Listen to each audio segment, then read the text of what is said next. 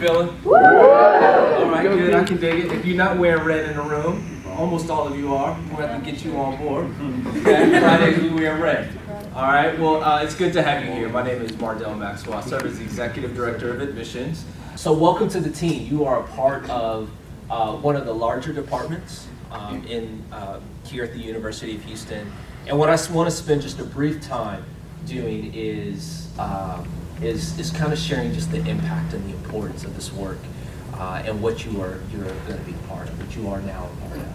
You know, we get a chance to learn not only from your stories, but especially from the students and the families that you're going to get a chance to engage with, that everyone has a story to tell. Different stories that are incredibly, incredibly important. And I think back when I was going through this process that many of you have already gone through, but especially now as current college students. I'm from Kansas. I grew up in a military community in the Midwest. And I remember as a high school student kind of thinking back of this process of deciding where to go to college. And so reminiscing a little bit, I remember thinking about what I was going to study and trying to figure out where all my other friends were going to go to school. And I had a girlfriend at the time, so I was like, oh man, I really want to go where she's going, right? But you know, we make decisions based on different things. And I remember as a first generation college student sitting at the dinner table with my parents and really not knowing what we didn't know, right? And I remember getting a brochure in the mail from the University of Arizona. And mind you, this was probably about February of my senior year. So in the Midwest, winter's like real winter. We don't have real winter here, okay? It was like real winter, snow outside. It was like 15 degrees. And I get this brochure from the University of Arizona. And of course the brochure is like sunny and everybody looks happy. And I remember seeing palm trees. I'd never seen a palm tree in real life. Okay, only pictures are on TV. And I go, Mom, this is where I want to go. This is my dream school. This is it. And then I remember opening the front panel of the brochure and seeing how much it would cost, especially as a non-resident of Arizona. And okay, I don't think Arizona's going to be a place where I'm going to go, right? So I started narrowing down my choices. I ultimately stayed close to home and I went to Kansas State University and I got a business degree. And it was there in my very first year of college where I started this journey in helping students go to college. And so my very first job in college was a campus tour guide. And I absolutely loved it. For every single tour I got a chance to go out to do, I was making these connections. And I was building these relationships. And I was getting a chance to talk about something that I was really passionate about, and that was higher education and of course the place that I chose to go to college. A lot of similarities to you all, right? You're gonna get a chance to meet a lot of different families, a lot of different students that have different aspirations, different challenges. There'll be different things they're nervous or excited about, and you get to be one of the first people that represent the University of Houston that get a chance to help them navigate through this really critically important moment in their life, this chapter in their life. You get to be that. That's what you signed up for. Pretty awesome, right? I never in a million years thought I would still be working in this kind of space. As a business student, I thought maybe I'd go off and do work for an accounting firm or do what a lot of the traditional path of a business graduate would do. And then when I learned I could be an admissions counselor and I could do this like forever and get paid even more money to do it, I'm like, I'm all in. I'm here. And so fast forward, now I get a chance to lead this admissions office. And so today, one of my messages for you is I want you to understand that this is not any old job. Okay? Now, I hope I'm not messing up any of your leaders' plans, okay, Joey, anything like that, but I'm going to tell you right off the bat, just to be transparent for you. If you're looking for just a job to get paid, this isn't it. There are a lot of jobs around our campus, but this isn't it, and I'm going to tell you why. I can't think of another role on this campus, and I'm a bit biased, okay? But I can't think of another role on this campus that has impact, direct, immediate impact on people's lives than this role that you have right here. Again, keep in mind, we're going to serve about 60,000 students throughout this year in a myriad of different ways. More than half of them are probably going to come through into campus in some form of campus visit. A majority of them you are going to give a tour to. I can't think of another role on this campus that is going to be in direct contact with people who are making critical decisions about their life than you. Historians say that public higher education was really created for three reasons. we missed a very simple one. Very simple, teaching and learning. All right? I mean, I'm sure you didn't come to college just to party, right? Okay? If you did, don't tell me. Okay? Right? This core function of like, you come here, you pick a major, you pick some classes that you want to learn something about. There's a professor or an instructor that's standing in front of the classroom, and they're disseminating information. We're teaching you something. You're learning it, and then in some way, shape, or form, hopefully you're going to be applying it at different stages of your life. This concept of teaching and learning. Okay? The second thing that's really important is research. Now, I want you to think for a second. Back in the day, in the 1800s, early 1900s, the institution existed to solve some of our world's greatest problems. And we're still doing it today. Let's take cancer research. Think about how many different universities are involved in cancer research. We're relying on the institution and its researchers to be able to do that work. There was really, really big news, I believe last week or the week before, where an anonymous donor had donated, I think, $50 million to the university to go towards endowed professorships. Do you know what that really means? In the simplest form, someone donated $50 million so the University of Houston can up its game in research to solve critical issues. Now, I come from a land-grant institution. So think about Kansas State University or think about Texas A&M, land-grant institutions. And if you learn about U.S. history, you would know that land-grant institutions, they were created to solve some critical issues back in the early 1900s in two areas, agriculture and engineering. The United States says we needed to build better buildings, better bridges, we need a better infrastructure. Hey, we're going to create these land-grant institutions to try to figure out our engineering problems. Okay? And then think about agriculture. You know, our leaders back in that time said, we've got to figure out a way to better feed our citizens. Okay? So we're going to pump some research into improving agriculture.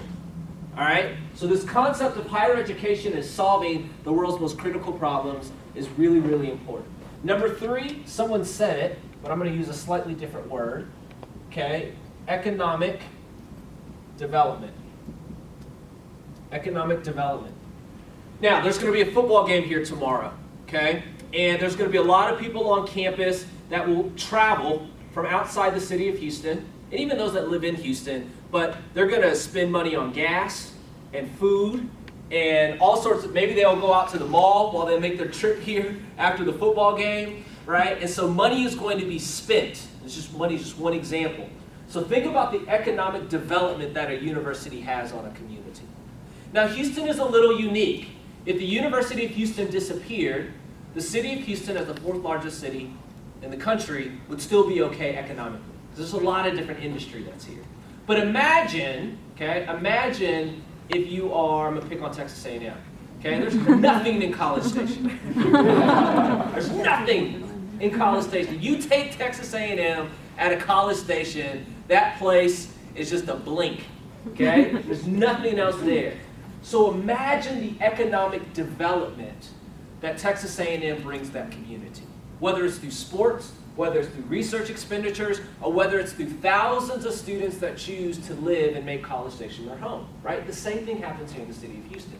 So back in the early 1900s, these are 3 primary reasons. Now, over time, there's been other reasons why higher education is really, really important.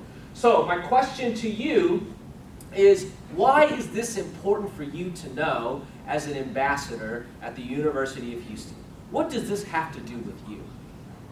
How do you help serve any of these 3 purposes? Serve all of them.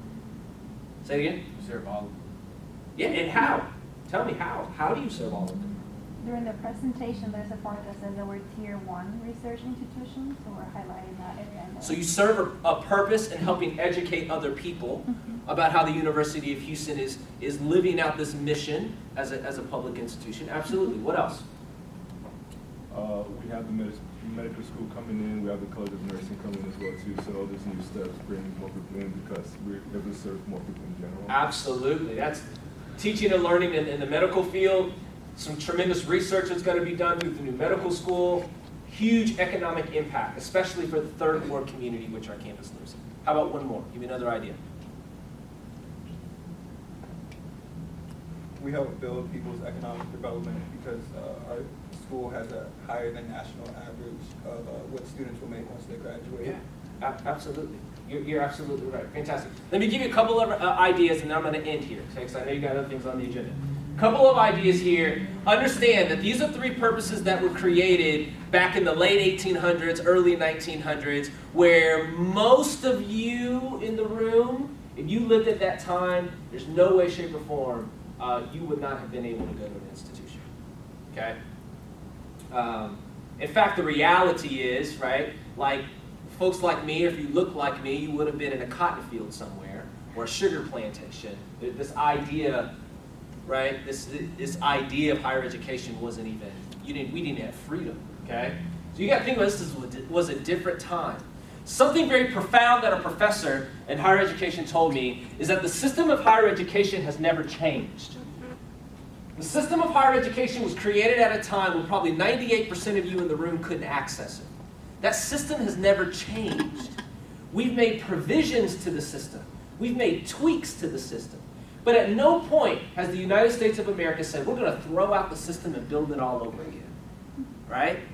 So why is that important? It's important because now, as you're not just an ambassador at the University of Houston, you are an ambassador of this system of higher education. You now play this critically important role around this concept of access. You play a critically important role in educating our families and our students of what's possible, right? And it's the what's possible that has significantly changed higher education from what it was in the late 1800s to what it is now in year 2019. It's people like you that have continually served so that this place can look a little bit different than what it used to. Again, I told you, you didn't sign up for any old job. There's huge responsibility that you have here, where someone's going to leave this campus with a level of confidence and knowledge that's necessary for them to be able to access an institution such as this. Critically, critically important. Okay?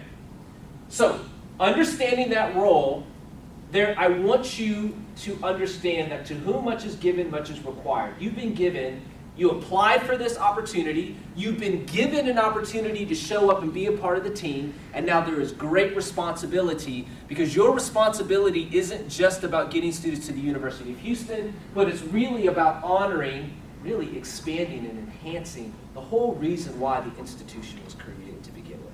Are you with me? You following me? Okay? So understanding this history is really important to understanding where we go and the critical role that you're going to play in it. Now, the question was asked here, how many first-generation college students, whether you're first-gen or not, I like to say first-gen because I can resonate with that. I will tell you, as Executive Director of Admissions, I would not have been admitted as a 17-year-old to the very institution that I now lead an admissions process for. I was a kid that had a 21 on his ACT, okay?